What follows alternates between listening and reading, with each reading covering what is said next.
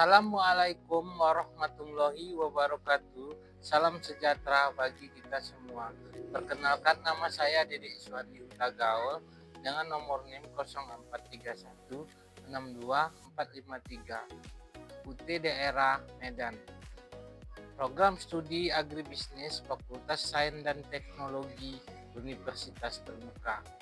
Dengan ini melaksanakan praktik unit 2 mata kuliah manajemen risiko dan asuransi. Pada praktik unit 2 ini, pembahasan difokuskan pada manajemen risiko eksternalitas dan risiko strategis. Dengan judul praktik, manajemen risiko eksternalitas dan risiko strategis pada kegiatan ekspor lidi di PT Geopsindo Universal Sentosa. Manajemen risiko eksternalitas dan risiko strategis pada kegiatan ekspor lidi di PT Geopsindo Universal Sentosa. Ruang lingkup materi praktik ini membahas penerapan manajemen risiko eksternalitas dan risiko strategis dalam kegiatan ekspor lidi yang dilakukan oleh PT Geopsindo Universal Sentosa. Pembahasan difokuskan pada identifikasi, analisis, serta upaya pengendalian berbagai risiko yang dapat mempengaruhi keberlangsungan usaha ekspor perusahaan. Ada beberapa poin risiko eksternalitas yang dihadapi oleh setiap perusahaan, seperti risiko reputasi, risiko lingkungan, risiko sosial, dan risiko hukum. Dan risiko strategis, di mana ada beberapa poin risiko strategis seperti risiko bisnis, risiko transaksi strategis, risiko hubungan investor yang menjadi bahasan pada kegiatan praktik ini. Berikut rekaman hasil wawancara saya dengan narasumber. Baik, kita masuk sesi wawancara yang kedua. Pada sesi wawancara yang kedua ini, saya akan menanyakan kepada narasumber yang masih sama, Bapak Yusri, sebagai Dirut di PT Geopsindo Universal Sentosa. Pada poin pertama, risiko eksternalitas. Risiko eksternalitas itu termasuk risiko, poinnya risiko reputasi, risiko lingkungan, dan risiko sosial. Saya akan menanyakan risiko pertama, itu risiko reputasi. Mungkin Bapak bisa jelaskan saja secara singkat. Risiko reputasi itu macam image kita di perusahaan kita di luar, atau kepada image kita perusahaan kita pada buyer. Jadi kalau perkara branding image ya, Branding. karena kita memang sudah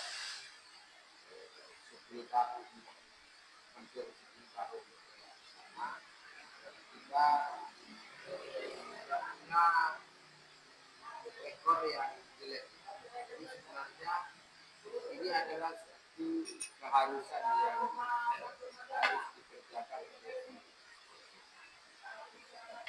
Kalau kita berbisnis di dalam negeri, misalnya kita jualan apa itu, pajak-pajak, contoh pajak serta, kita jualan pajak, kita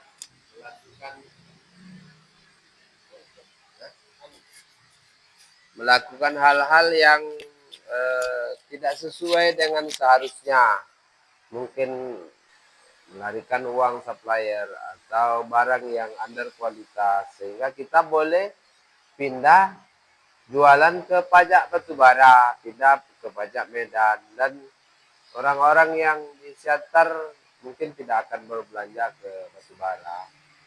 Atau bahkan kita pindah ke Pekanbaru, pindah ke Lampung, bisa. Dan tidak ada rekor yang tercatat di perpajakan di perpasar-pasar Siantar dan Lampung itu. Berbeda dengan ekspor gitu. Kita punya rekor yang tercatat, baik itu di dalam negeri ataupun di luar negeri.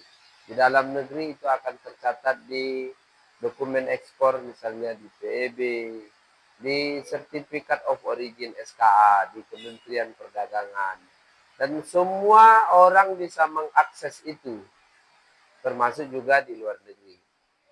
Mereka punya akses untuk melihat seperti apa Goixindo misalnya, sehingga mereka tahu buyer-buyer baru akan melihat situs-situs itu untuk melihat bagaimana trust dari seorang calon eksportir yang ingin ia kerjasamai. Kita juga sama sebenarnya bisa mengecek itu, menanya di eh, duta besar, atas perdagangan, sehingga kita tahu bahwa calon buyer itu sebenarnya dalam blacklist kah atau dalam trust buyer kah, itu kita bisa cross check juga. Jadi ini reputasi yang harus kita jaga supaya kita tidak di blacklist, karena kalau kita di blacklist, walaupun kita mengekspor ke India saat ini, tapi Vietnam bisa mengakses kita gitu, dan kita sudah punya blacklist di India, tentu orang Vietnam tidak mau impor dengan kita.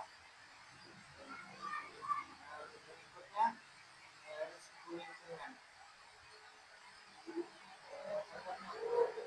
Observasi lapangan, kegiatan usaha ekologi berkaitan dengan pemanfaatan sumber daya alam dan bahan baku sebagai bahan utama produksi. Kira-kira ada nggak risiko-risiko yang berefek kepada lingkungan di sekitar gudang atau Ada. lainnya? Jadi di gudang-gudang itu misalnya ada beberapa lidi yang mungkin dia reject sehingga menumpuk, dan ini akan tentu mengganggu lingkungan itu, walaupun memang secara biologinya tidak mengganggu karena barang kita bukan plastik, kita barang yang organik yang pada ujungnya akan terurai oleh bakteri. Karena memang lidi bagian dari keras, ya hanya terurainya lebih lama. Tapi di kita itu manajemennya adalah lebih banyak membakar. Karena berisiko kita takut akan membakar. Tapi ada dampak membakar kan asap karbon dioksida. Tapi karena memang jumlahnya tidak banyak dan tidak sering, dan masyarakat masih di bawah ambang batas. Berikutnya, ini terkait tentang lingkungan sekitar atau risiko sosial. Ini masalah sebenarnya di negara yang kita cintai ini. Jadi terlalu banyak ormas-ormas yang berlabel NGO, LSM, tapi ya begitulah. Ada ada banyak yang begitu-gitu datang yang memang masalah.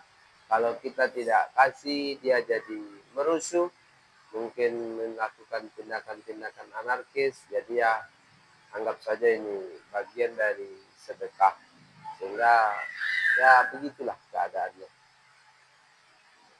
Terima kasih. Pada poin kedua, ada namanya risiko strategis. Risiko strategis ini ada poinnya, itu risiko bisnis, risiko transaksi strategis, dan risiko hubungan investor. Tapi yang saya tanyakan, karena pada sesi pertama Bapak sudah sangat gamblang menjelaskan dan saya dapat dalam sesi ini saya akan menanyakan satu risiko hubungan antara investor. Jadi memang Goixindo Universal Sentosa itu punya investor, dan beberapa investor bahkan. Jadi kita adalah menggunakan manajemen terbuka.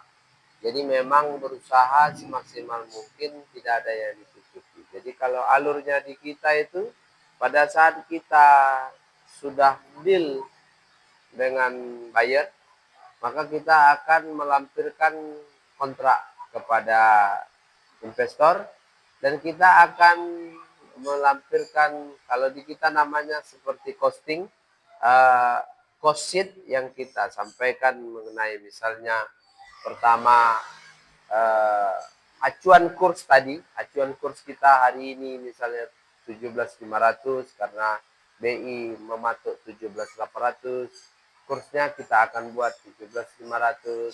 Kita akan sampaikan berapa harga di supplier dan berapa biaya EMKL tracking dokumen, sertifikat yang lain sebagainya, termasuk biaya pengiriman dokumen DHL.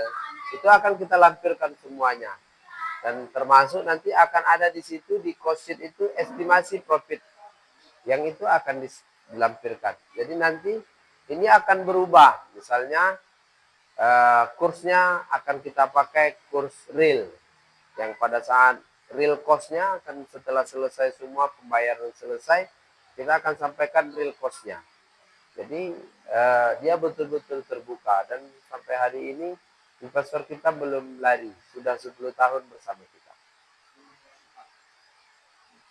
Baiklah, dengan berakhir pertanyaan ini, maka saya coba sesi wawancara praktik jilid 2. Dengan ini saya mengucapkan ribuan terima kasih kepada PT Yexindo Indonesia Unit Bersama Indonesia yang telah memberikan saya kesempatan dan memberikan saya dukungan atas untuk menyelesaikan praktik pada mata kuliah manajemen risiko dan asuransi. Semoga praktik saya dapat diterima dengan baik oleh saya.